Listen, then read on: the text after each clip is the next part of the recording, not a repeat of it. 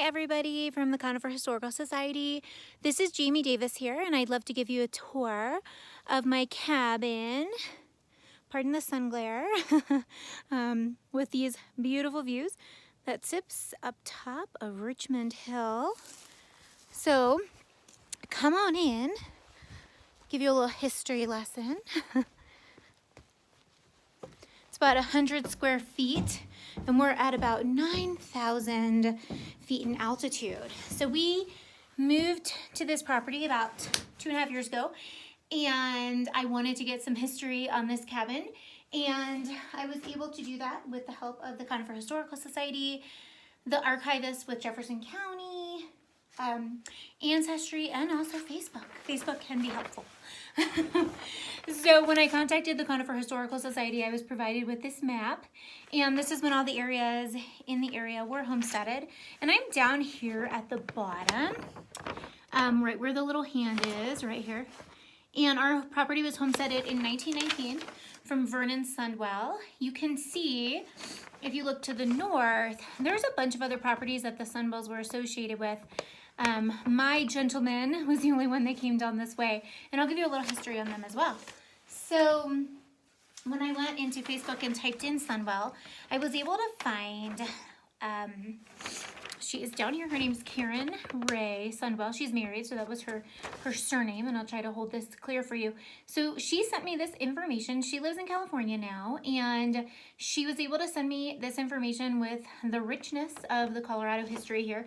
So the Sundwells, Augustus Sundwell, which if we look back at the map, there's a bunch of, there's a Sundwell for Augustus, and then, you know, the different first names and shortened. So here's Vernon over here.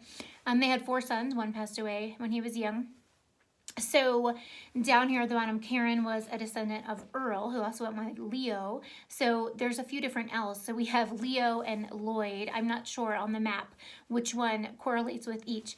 Vernon, who homesteaded my property, is over here. So Karen was able to send me this paperwork. She also connected me with a cousin of hers who was the son of Anita Bell, who's down here, who actually grew up in the area. And so her cousin, Brent, sent me some amazing information that I'd love to share with you guys. Anita also sent me some of the land grants for the area. So here is a beautiful document that has Vernon Sundwell, 160 acres. That was the minimum homestead at that time, and it's signed by Woodrow Wilson, which is just a beautiful piece of history. And so I just think this is a fun document. I need to find the original of that one. And I'd love to reference from the Conifer Historical Society. They were able to share with me some paperwork and some booklets. And so this book is The Upper Side of the Pie Crust by Margaret Bentley. And I believe it's in the chapter that is known as the Resort Creek area. I do not have the page number, so I apologize. But I would love to read to you what it says so you can add this to your memory bank if you'd like to learn about it. The Sundwells arrived in the area about the turn of the century. Augustus T. Sundwell filed for homestead in 1899, followed a few years later by Vernon H., Willie L., and Leo E. All the Sundwells filed for land in the area known as the Conifer Mountain Subdivision, extending east of the North Kennedy Gulch Road westward to Gooseberry Gulch. Most of their land was to the north of Highway 285, although Vernon H. Sundwell filed for homestead west of Riley Peak. Mr. Herman McCutcheon says that this land later sold to Davisammons, the ex-governor of Colorado. And that is indeed true information. I was provided with the history of this land from the Jefferson County Archivist, and Davisammons was the 28th governor of the state. He and his son, Davisammons, and his wife, Edith Davisammons, built this fun little cabin.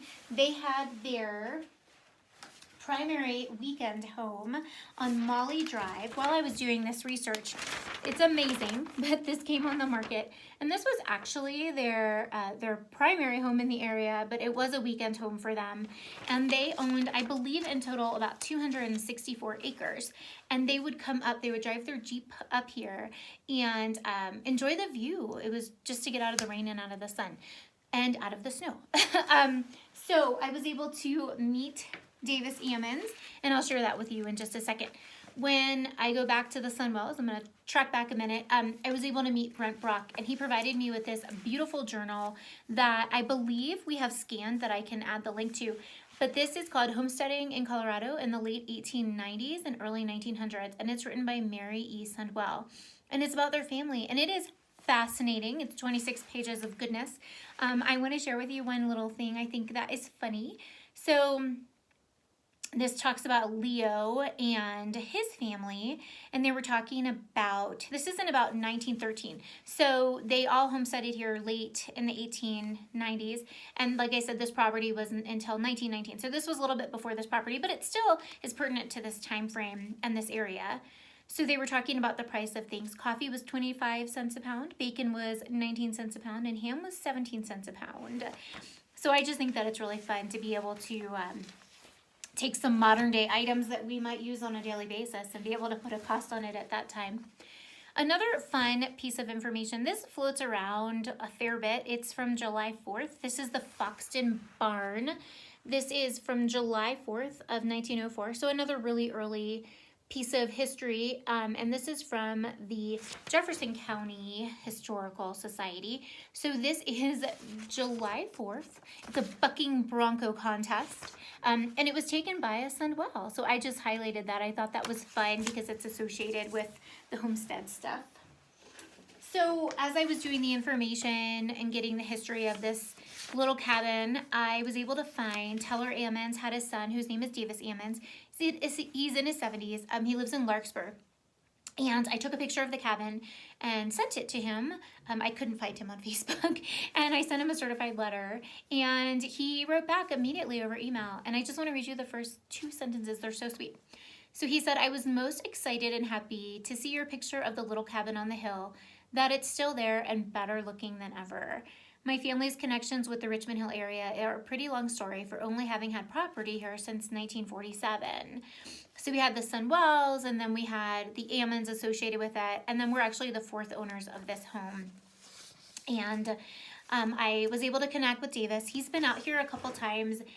He came out here for the first time and turned the corner and looked at the cabin and just had tears in his eyes. It was a beautiful thing. He hadn't laid eyes on it in many, many, many years. And he was able to bring a lot of pictures and some microfiche. And so here's some photographs I can share with you. I'm sorry that I don't have something to hold them more steady. But here's some pictures from the cabin when it was probably in its earlier heydays. They would come to their house on Molly and then bring people in their Jeep all the way up. Davisammons actually painted the windows Dayglow orange. They are no longer Dayglow orange. Here's a fun picture when it had a American flag hanging, and another really fun picture with his horse. They would ride their horse up here.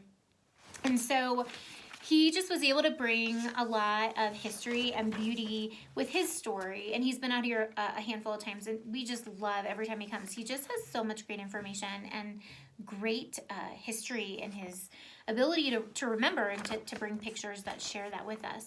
So behind the door in this cabin, I didn't even know until Davis actually shared it with me, but we have rechinked it and restained it, but I'm so glad I kept this. So this is behind the door.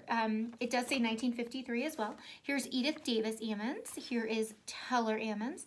Here's Davisammons, so mom, dad, son. And then this is Dingo Gutierrez, who has etched a lot of the stuff in the cabin as well. He was, I believe, from Guam, and he was brought back, I believe, from the Vietnam War that Teller Ammons was in, or fighting for, something along those lines. When we purchased this property, this was shared to us. This was from the owners before us. So this is what the cabin used to look like. It has since been fixed up a little bit. We have some better windows, better flooring, better roofing, and all that jazz. You can see behind me, it is just a fun little rustic cabin. Like I said, about 100 square feet. Right now it's being used to store our outside furniture because it's cold outside. But we are happy to share this story with you and this information with you. If you are interested in touring the cabin, you can contact the Conifer Historical Society and maybe we can give you a fun tour. I will attach some links below with some history connections and just some references maybe of things that I pointed out today, like that journal and stuff. So thanks for coming along. I hope you learned a little bit and have a great day. Take care.